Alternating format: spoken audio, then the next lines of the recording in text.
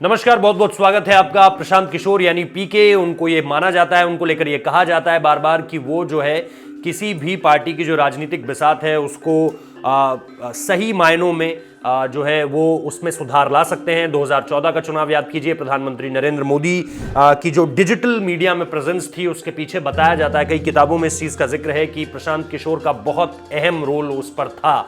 इसके अलावा भी कोशिशें उन्होंने उसके बाद अलग अलग जगहों पर जाकर की, फिर चाहे वो कांग्रेस ही क्यों ना हो, लेकिन उस तरह से बदलाव नहीं ला पाए जिस तरह का बदलाव 2014 में हुआ था। यानी लोग कई बार ये भी कहते हैं कि वो सिर्फ प्रधानमंत्री नरेंद्र मोदी का ही जादू था, उनकी ही वेव थी कि कैसे पीके उस वेव पर चढ़कर खुद कामयाबी का जो आसमान है वो उन्होंने नाप लिया, लेकिन बाकी पार्टियों के साथ वो ऐसा कुछ करने में कामयाब नहीं रहे, फिर चाहे वो क्षेत्रीय दलों में गए हों या राष्ट्रीय दलों में।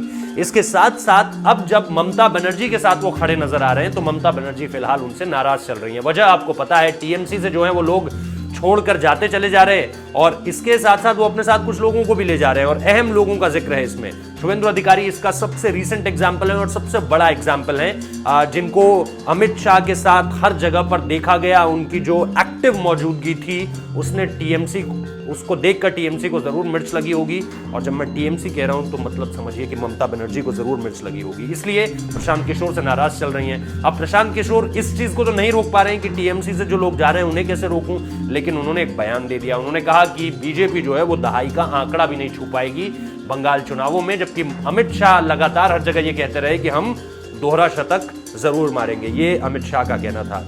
ऐसे में उन्होंने क्या कुछ कहा, उन्होंने ट्वीट क्या किया, उसको आपको जरूर जानना चाहिए। प्रशांत किशोर ने ट्वीट कर कहा कि मीडिया का एक वर्ग जो है बीजेपी के समर्थन में माहौल बनाने की कोशिश कर रहा है।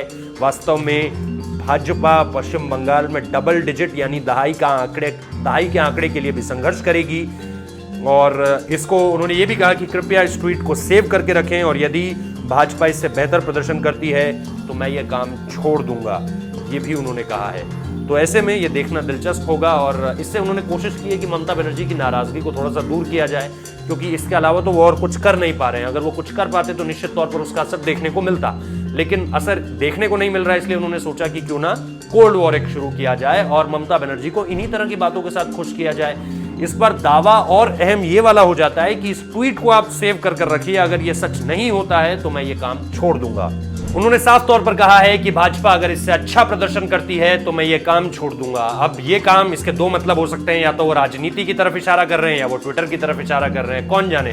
हार के बाद वो ये कह दें कि मैंने तो ट्विटर के लिए कहा था, या ये भी कह सकते हैं कि मैंने काम के बारे में कहा था। देखते हैं, ये अपने आप में बहुत ही दोहरा बयान है जिसके दो मतलब निकाले जा सकते हैं, और इसी वजह से ये बयान दिलचस्प इसलिए है क्योंकि कुछ और हो नहीं पा रहा है। टीएमसी की तरफ से हाथ पर हाथ धरे सब बैठे हुए हैं। ममता बनर्जी का गुस्सा जो है वो साफ तौर पर दिखाई दे रहा है, लेकिन वो भी फिलहाल कुछ कर नहीं पा रही हैं। और अमित शाह जो है वो 2 दिवसीय दौरे में कम से कम एक तरह का माहौल तो बनाकर इस तरह से आ गए हैं कि चीजें जो है वो अगेंस्ट टीएमसी जा रही हैं पश्चिम बंगाल चुनाव में। खैर, अभी 4 महीने का वक्त है, 4 महीने में चीजें इधर से उधर बहुत होती हैं। बिहार के चुनावों को देखिए, 4 महीने पहले अगर आप कहते हैं कि टक्कर मिलेगी तो हर कोई शायद मजाक में लेता आपकी बात को, लेकिन आखिरकार जैसे जैसे चुनाव नजदीक आए ऐसा लगा जैसे दोनों पार्टियों में अच्छी टक्कर जो है वो देखने को मिलेगी। हालांकि फिर नतीजे कुछ और ही बता गए।